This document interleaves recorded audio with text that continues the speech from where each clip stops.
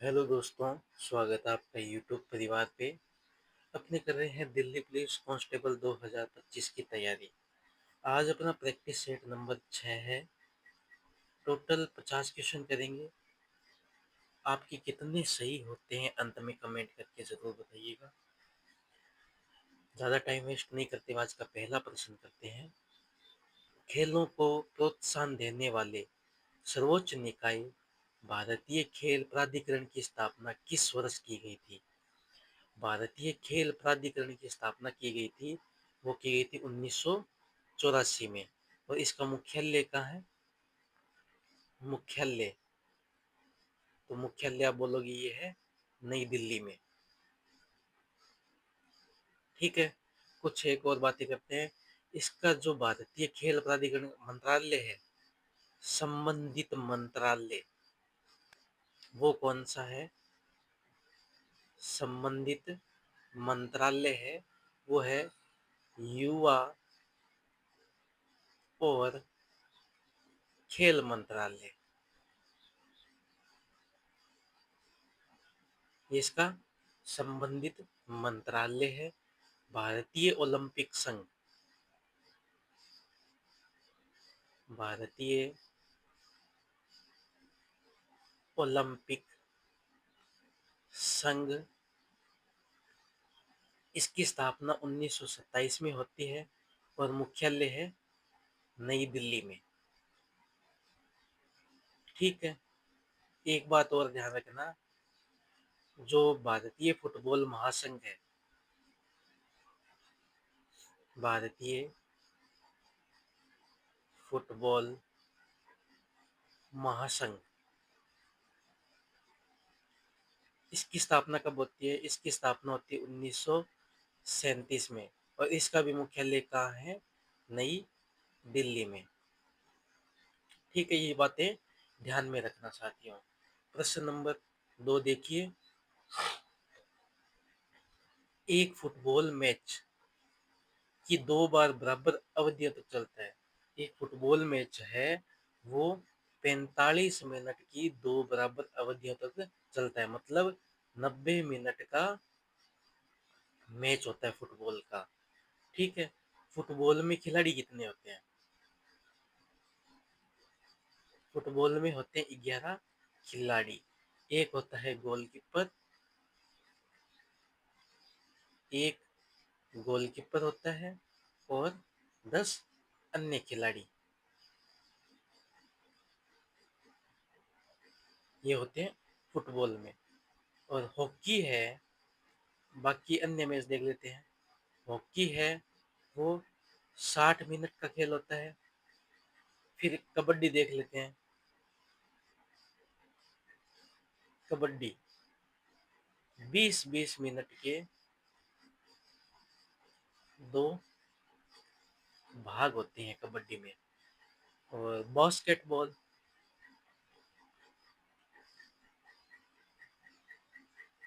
Basketball है ये 48 minute का खेल होता है। ये कुछ बेसिक बातें थी, ये ध्यान में रखना। प्रश्न नंबर 3 देखिए साथियों। क्रिकेट में पिच की लंबाई कितनी होती है? क्रिकेट में पिच की लंबाई है वो 22 यार्ड बोलते हैं, तो वो 22 यार्ड होती है। ठीक है, अब क्रिकेट में जो गेंद है, उस गेंद का जो वजन है वो कितना है? गेंद का वजन है वो है 5.5 ऑन्स। ये होता है गेंद का वजन। और गेंद की परिधि, परिधि होती है 22.4 सेंटीमीटर। ठीक है, अब बात कर लेते हैं क्रिकेट का जो विकेट होता है। क्रिकेट का विकेट, अब उस विकेट की जो ऊंचाई है, ऊंचाई होती है वो 28 इंच। 28 इंच को क्या बोलेंगे अपने? 71.12 सेंटीमीटर, ये होगी ऊंचाई। अब चौड़ाई, चौड़ाई कितनी होती है? 9 इंच। 9 इंच कितना होता है? 22.86 सेंटीमीटर। अब क्रिकेट में जो बल्ला यूज करते हैं वो भी, उसकी भी तो लंबाई चौड़ाई ऊंचाई होगी ना।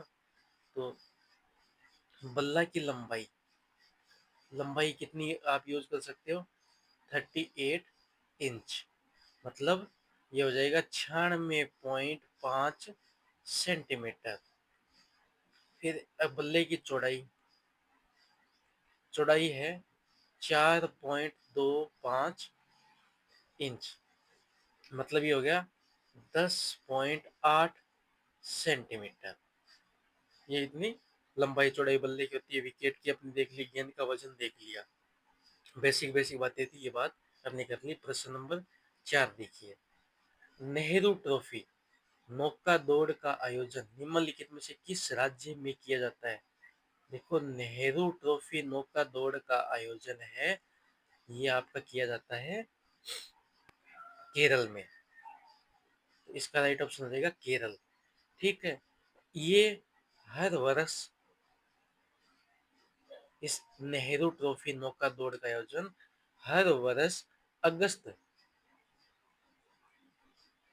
अगस्त में जो सेकंड सैटरडे है, सेकंड सैटरडे को होता है। ठीक है।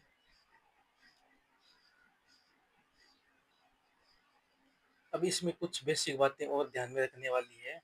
वो क्या है साथियों, देख लीजिए। ये नेहरू ट्रॉफी नौका दौड़ का आयोजन है, आयोजन ये होता है अल्लापजू अलापुजा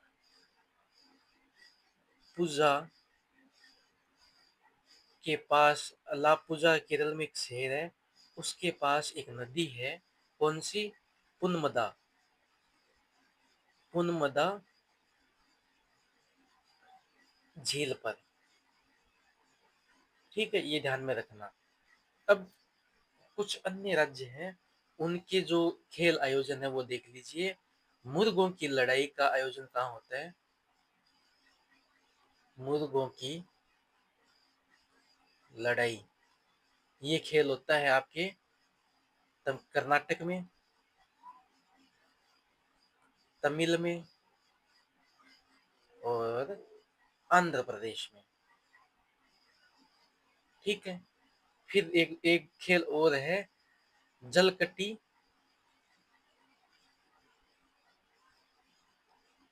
जलकटी पलगुजी। ये साउथ के खेल है, जलकटी पलगुजी। ये आपका खेल होता है तमिलनाडु में। एक राज्य का खेल और देख लेते हैं, बैलगाड़ी दौड़। ये कहाँ पे होता है? बैलगाड़ी दौड़ है, ये होता है महाराष्ट्र में। और ऊंट दौड़, ऊंट दौड़ है, ये कहाँ होता है? राजस्थान में। ठीक है, ये बेसिक बेसिक बातें हैं, ध्यान में रखना। नेक्स्ट प्रश्न की ओर बढ़ते हैं। प्रश्न नंबर 5। निम्नलिखित में से कौन सा खिलाड़ी बिलियर्ड से संबंधित है? बिलियर्ड से संबंधित है। देखो, सौरभ चौधरी है, ये किसके खेल से संबंधित है? सौरभ चौधरी है, यह निशानेबाज। सौरभ चौधरी है निशानेबाज, और इन्होंने स्वर्ण पदक जीता था। स्वर्ण पदक जीता था कब? एशियाई खेल 2018 में। एशियाई खेल 2018 में इन्होंने स्वर्ण पदक जीता था। मनिका बत्रा, ये है टेबल टेनिस की खिलाड़ी। टेबल टेनिस की खिलाड़ी। संकल्प गुप्ता, संकल्प गुप्ता है, ये है शतरंज के खिलाड़ी। ठीक है, शतरंज की खिलाड़ी है। और ये भारत के भारत के 71वें ग्रैंड मास्टर, ये भारत के 71वें ग्रैंड मास्टर है, ठीक है। इनको राज्योत्सव प्रशस्ति से सम्मानित किया गया है। यहाँ पे लिख देते हैं सम्मानित, राज्योत्सव प्रशस्ति 2007 में, ठीक है। अब बिलियर्ड से संबंधित है तो पंकज गुप्ता आपका right, Pankaj Advani right option हो जाएगा। पंकज आडवाणी है ये, इनको कौन कौन से सम्मान मिल गए हैं तो देख लीजिए। अर्जुन पुरस्कार, अर्जुन पुरस्कार मिला था 2004 में। मेजर ध्यानचंद खेल रत्न पुरस्कार मिल गया इनको 2005 और 6 में। फिर आता है पद्म श्री, इनको पद्म श्री है ये मिलता है 2009 में। फिर इनको मिलता है पद्म भूषण, पद्म भूषण मिलता है 2018 में। पंकज आडवाणी है वो किस खेल से संबंधित है, यह बिलियर्ड से।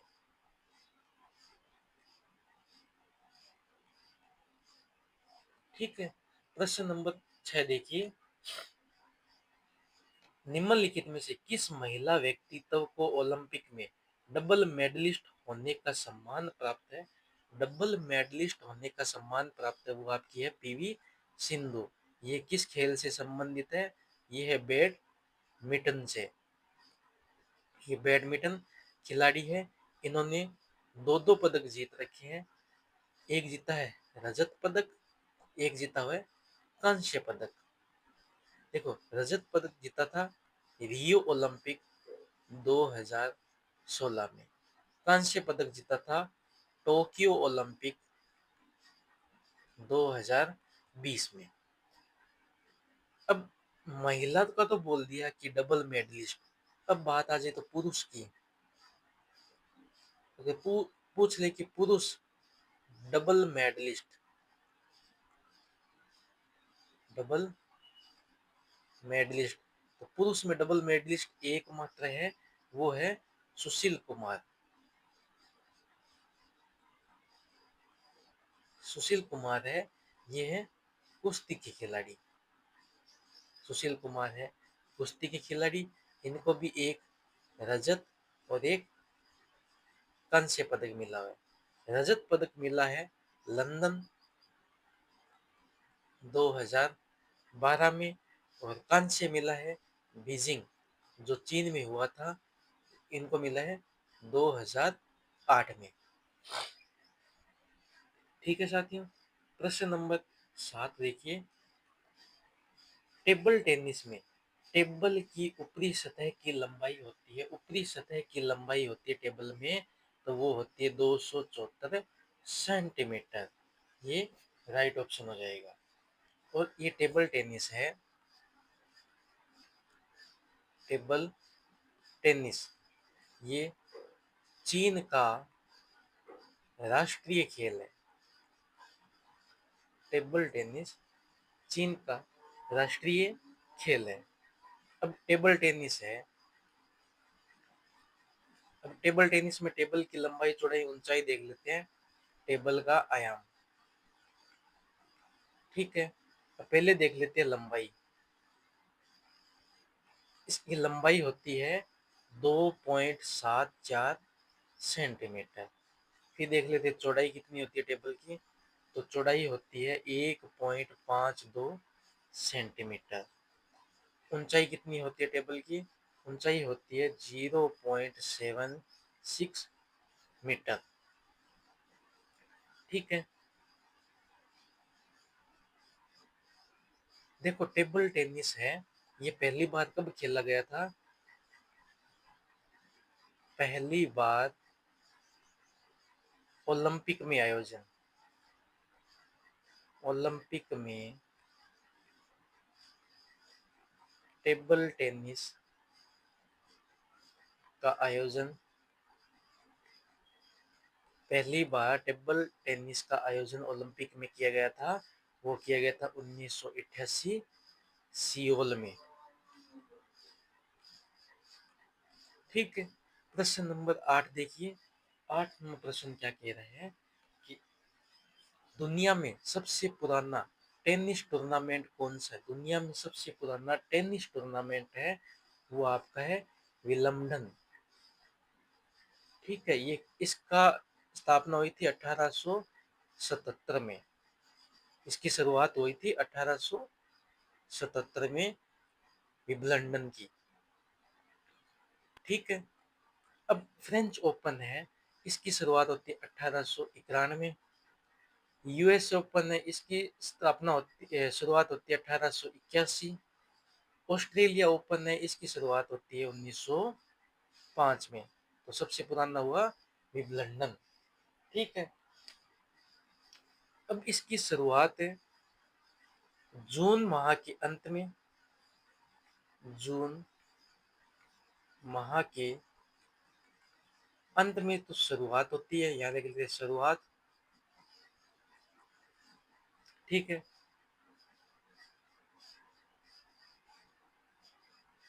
और इसका जो अंत है वो जुलाई माह के शुरू में यहाँ पे खत्म हो जाए। जून माह के अंत में शुरू होता है और जुलाई माह के अंत में ये खत्म हो जाता है खेल। प्रश्न नंबर 9 देखिए। हाइडेस्पीज का युद्ध किन दो राजाओं के बीच हुआ था? हाइडेस्पीज का जो युद्ध है वो अलेक्जेंडर और पीरस के बीच हुआ था। ठीक है, इसमें हार किसकी होती है? तो इसमें हार होती है पोरस की। पोरस की यहाँ लिख देते हैं हार हो जाती है, अलेक्जेंडर विजय हो जाता है। यहाँ पे लिख लेते हैं, यहाँ नीचे विस्तृत में बात कर लेते हैं कि अलेक्जेंडर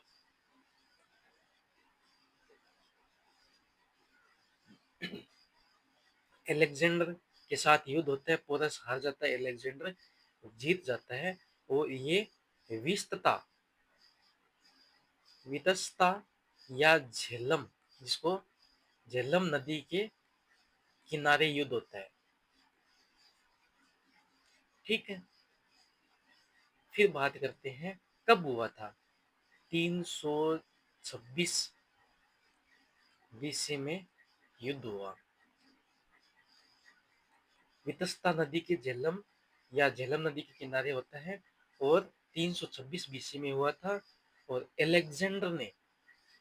एलेक्जेंडर ने हाथियों का सेना में प्रयोग किया था। हाथियों में सेना का प्रयोग किया, ये एलेक्जेंडर ने किया था। ठीक है, फिर बात करते हैं अपने कि ये जो है विशेषता या झेलम नदी है, ये एलेक्जेंडर ने और पोरस के बीच विशेषता और झेलम नदी के किनारे युद्ध हुआ 326 बीसी में हुआ था। और हाथियों का प्रयोग किया गया था युद्ध में। ठीक है, अब नेक्स्ट प्रश्न नंबर 10 देख लेते हैं।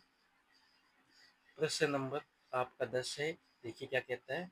समुद्रगुप्त की उपलब्धियों को उनके दरबारी कवि किसके द्वारा प्रशस्ति नामक एक लंबे शिलालेख में दर्ज किया गया? तो वो किया गया था हरिसेन। राइट ऑप्शन ए हो जाएगा हरिसेन। ठीक है, अब समुद्रगुप्त के पिता का क्या नाम था? पिता का नाम था चंद्रगुप्त। चंद्रगुप्त प्रथम। ठीक है, ये इतना ध्यान में होना चाहिए कि समुद्रगुप्त की उपलब्धियों को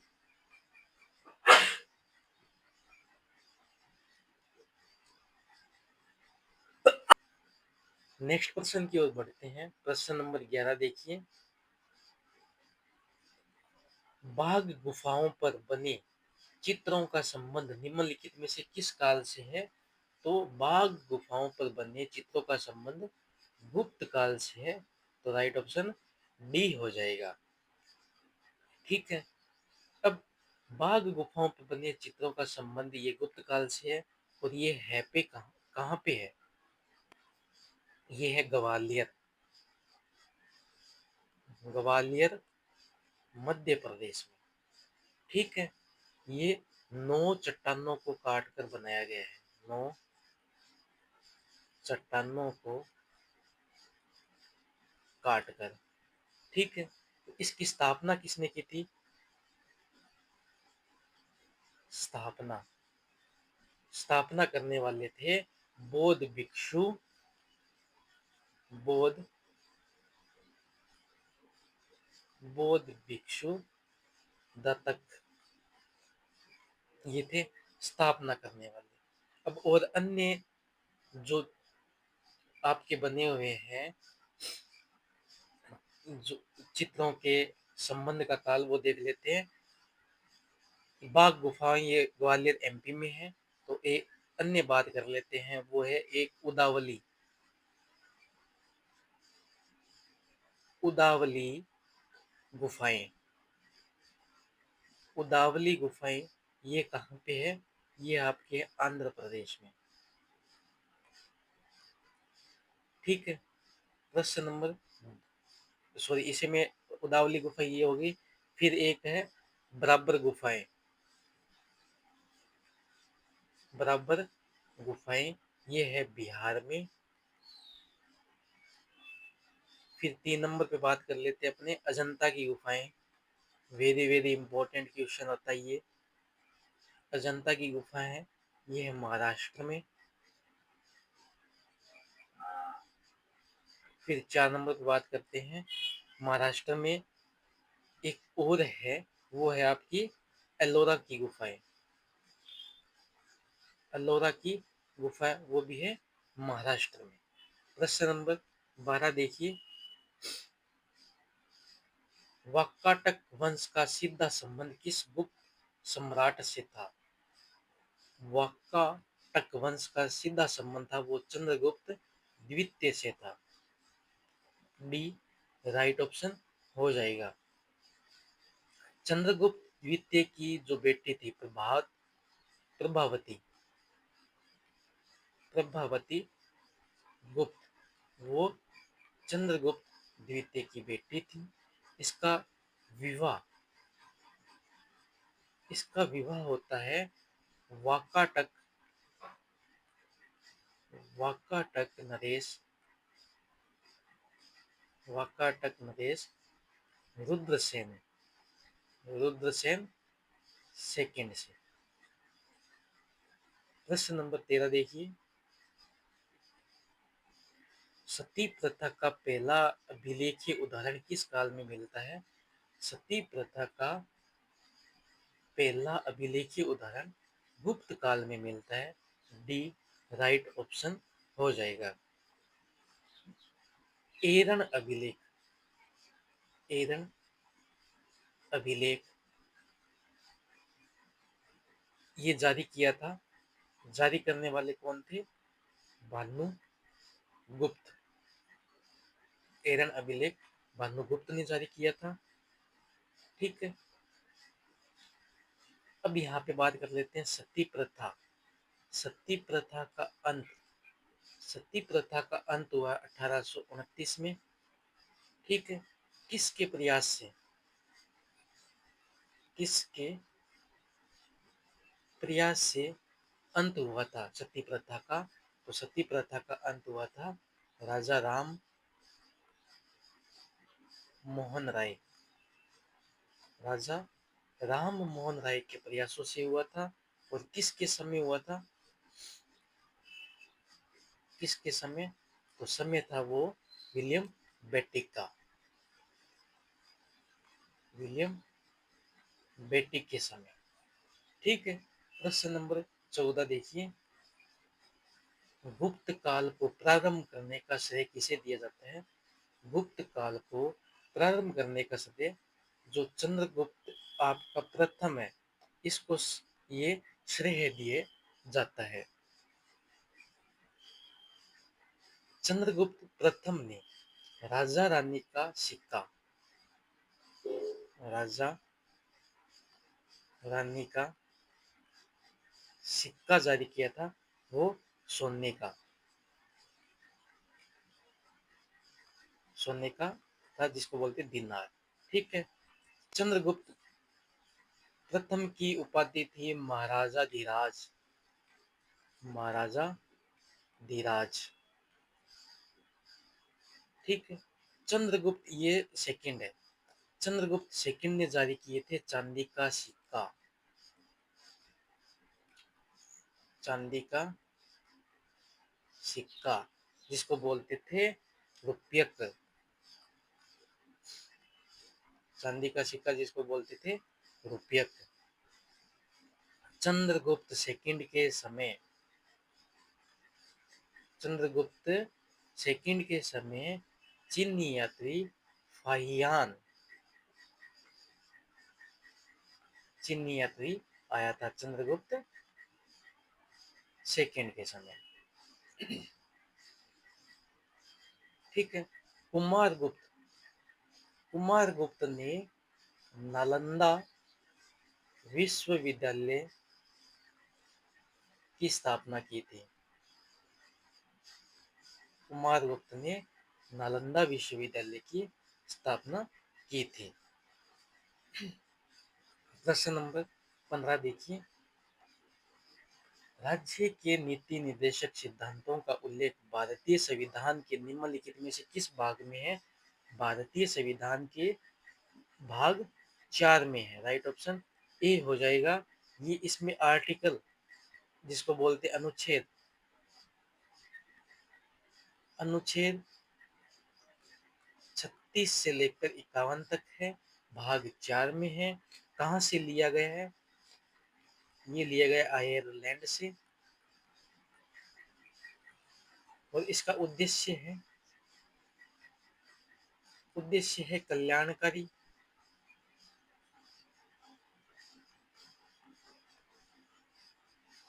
कल्याणकारी राज्य की स्थापना, ये इसका उद्देश्य है। ठीक है। प्रश्न नंबर 16 देखिए। डॉक्टर बी आर अम्बेडकर द्वारा भारतीय संविधान के किस भाग को संविधान की अनोखी विशेषता भी कहा जाता है? संविधान की अनोखी विशेषता भी कहा जाता है, वो कहा जाता है राज्य के नीति निर्देशक सिद्धांत। सी राइट ऑप्शन हो जाएगा। मौलिक अधिकार, मौलिक अधिकार है जिसको संविधान की हृदय, मौलिक अधिकार को संविधान की हृदय या आत्मा भी कहते हैं। ठीक है। आत्मा या हृदय भी कहते हैं। प्रश्न नंबर 17 देखिए। राज्य के नीति निर्देशक सिद्धांतों में निहित प्रावधानों को, तो वो है किसी भी न्यायालय द्वारा लागू नहीं किया जा सकता। राइट ऑप्शन ए हो जाएगा। ये अनुच्छेद आर्टिकल 37 के तहत। ठीक है। और अनुच्छेद 36 क्या कहता है? अनुच्छेद 36 कहता है राज्य की परिभाषा, राज्य की परिभाषा। प्रश्न नंबर 18। संविधान के अनुच्छेद जो राज्य के नीति निर्देशक तत्वों में से एक को प्रतिस्थापित करता है, मैं ये निर्देशित किया है गया है कि राज्य की ग्राम पंचायतों का संगठन करने के लिए कदम उठाएगा और उन्हें ऐसी शक्तियां और प्राधिकार प्रदान करेगा जो उन्हें स्वायत्त शासन की इकाइयों के रूप में कार्य करने योग्य बनाने के लिए आवश्यक है। देखो, सबसे पहले कि राज्य ग्राम पंचायतों का संशोधन ये कब हुआ था? संशोधन है, ये हुआ था आर्टिकल 73A के तहत, 73A के तहत 1992 में। ठीक है, इसका राइट ऑप्शन हो जाएगा ये 40। ठीक है, अब यहाँ पे बात कर लेते हैं प्रश्न नंबर 19 की। भारतीय संविधान का इनमें से कौन सा अनुच्छेद नागरिकों के लिए एक समान सिविल संहिता से संबंधित है? समान सिविल संहिता, समान सिविल संहिता मतलब 444। राइट ऑप्शन सी हो जाएगा। इसका राइट ऑप्शन ये। अब अनुच्छेद 45 से ये क्या कहता है? अनुच्छेद 45 में है 0 से 6 वर्ष के बच्चों की, 0 से 6 वर्ष के बच्चों की देख रेख, देख रेख या केयर। ठीक है, अनुच्छेद 43, अनुच्छेद 43 कहता है कि श्रमिकों निर्वाह मजदूरी, निर्वाह मजदूरी कुटीर उद्योगों की, कुटीर उद्योगों की स्थापना। ठीक है, अनुच्छेद 42 यहाँ लिख देते हैं। अनुच्छेद 42 क्या कहता है कि काम की न्याय संगत, काम की न्याय संगत एवं मानवोचित, मानवोचित दशा। ठीक है, प्रश्न नंबर 20, निम्नलिखित में से कौन सी झील भारत की सबसे लंबी झील है? भारत की जो सबसे लंबी झील है वो है वेबम वेबनाड, वेबनाड झील है। राइट ऑप्शन ए हो जाएगा। ये कहाँ पे है? ये केरल में, वेब वेबनाड झील है केरल में। कंजिया झील और असुपा झील है यह आपके ओडिशा में। और वुलर झील है, ये है J&K में। ठीक है, मीठे पानी की सबसे बड़ी झील है वुलर झील, मीठे पानी की सबसे बड़ी झील भारत की है। और भारत की सबसे बड़ी झील पूछ ले वो है वेबनाड, और मीठे पानी की सबसे बड़ी झील पूछ ले तो हो जाएगी वुलर झील, और सबसे छोटी झील पूछ ले, सबसे छोटी झील वो है पुकोड झील,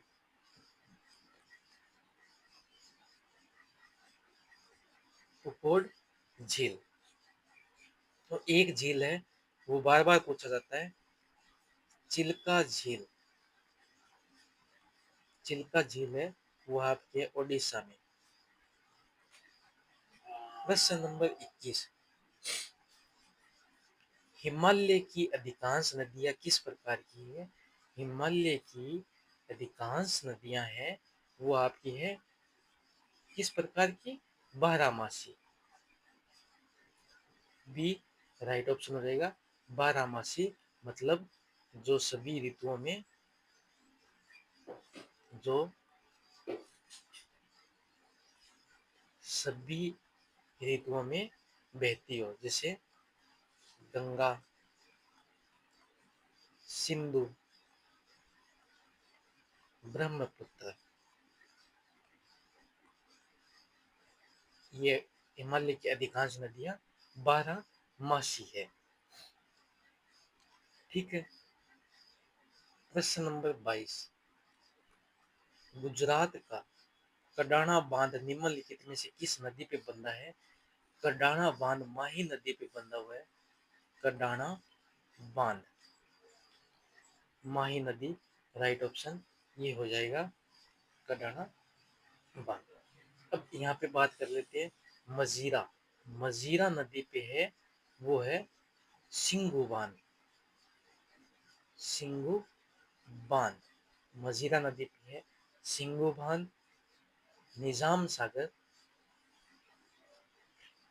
निजाम सागर तेलंगाना,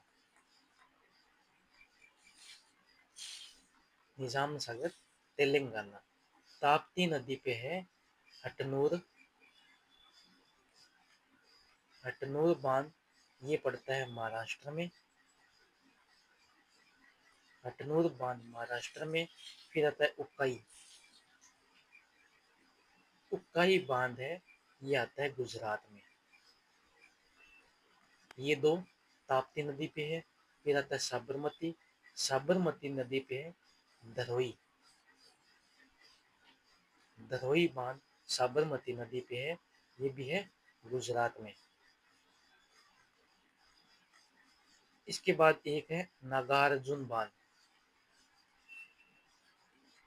नागार्जुन बांध, ये आपकी है कृष्णा नदी पे, कृष्णा नदी। और कहाँ पे है? आंध्र प्रदेश में। ठीक है। एक है बिसलपुर बांध, बिसलपुर बांध है बनास नदी, बनास नदी।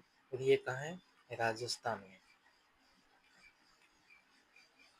प्रश्न नंबर 23 देखिए, हुक्का जलप्रपात कहाँ स्थित है? हुक्का जलप्रपात है, वो है न्यूजीलैंड में। सी राइट ऑप्शन हो जाएगा, न्यूजीलैंड।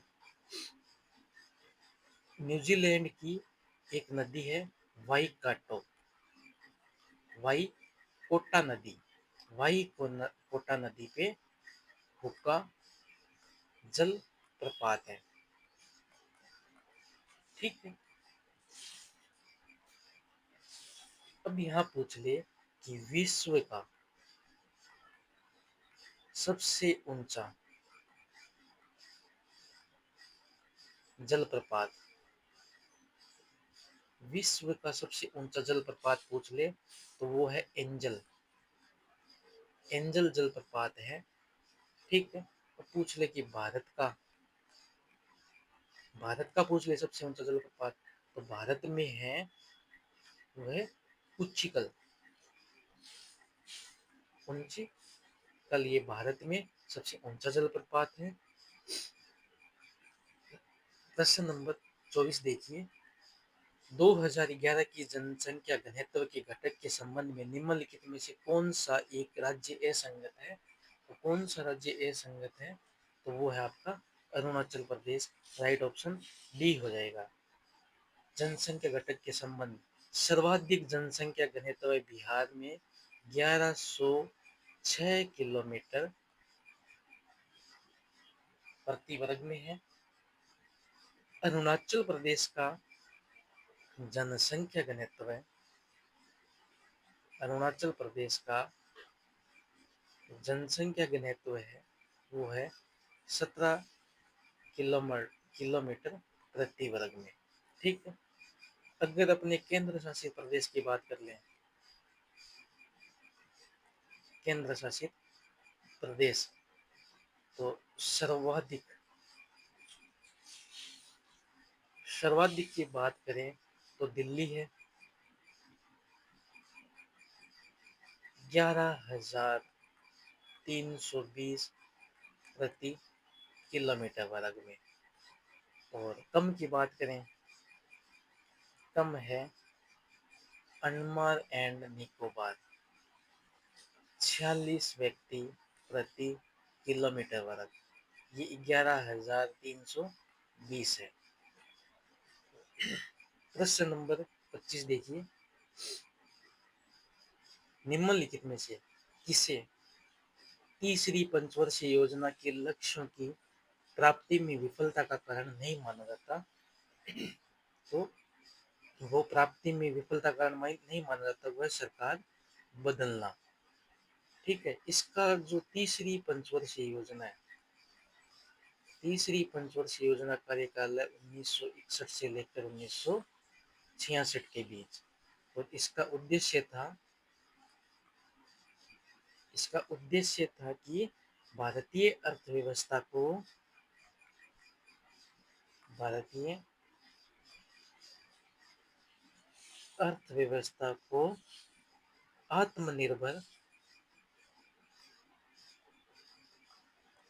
आत्मनिर्भर और स्व उत्पादक बनाना, ये उद्देश्य था इसका। प्रश्न नंबर 26, किसी भी बैंक की नेटवर्क के बराबर होती है, किसी भी बैंक की नेटवर्क है वो कोष प्लस ऋण माइनस देनदारियां इसके बराबर होती है। Right option D. प्रश्न नंबर 27, भारत में अर्थव्यवस्था में बैंकों के लिए CRR पे करता है, बैंकों के लिए CRR पे करता है, वो करता है भारतीय reserve bank. Right option A हो जाएगा। प्रश्न नंबर 28 देखिए, 2022 तक के अनुसार भारतीय रिजर्व बैंक के द्वारा मुद्रित करेंसी नोट का उच्चतम मूल्य वर्ग कितना था? उच्चतम मूल्य वर्ग है वो 10,000 रुपये था। राइट ऑप्शन बी हो जाएगा। 1938 में मुद्रित हुआ था, ठीक है। फिर जनवरी 1946 में विमुद्रित विमुद्रीकृत कर दिया गया। प्रश्न नंबर 29 देखिए, निम्नलिखित में से कौन सा भारत का सबसे पुराना जॉइंट स्टॉक बैंक है? भारत का सबसे पुराना जॉइंट स्टॉक इलाहाबाद बैंक। कब से? 1865 से सबसे पुराना joint stock bank. Yes bank है, इसकी स्थापना हुई थी 2004 मुंबई में। पंजाब नेशनल बैंक है, इसकी स्थापना हुई थी 1894 में। प्रश्न नंबर 30, दंत क्षय को कम करने के लिए टूथपेस्ट में क्या मिलाया जाता है? दंत क्षय को कम करने के लिए टूथपेस्ट में फ्लोराइड मिलाया जाता है। सी राइट ऑप्शन, फ्लोराइड। ये एक तरह का खनिज है फ्लोराइड, ठीक है। और ये जो दांतों के इनेमल को मजबूत करता है।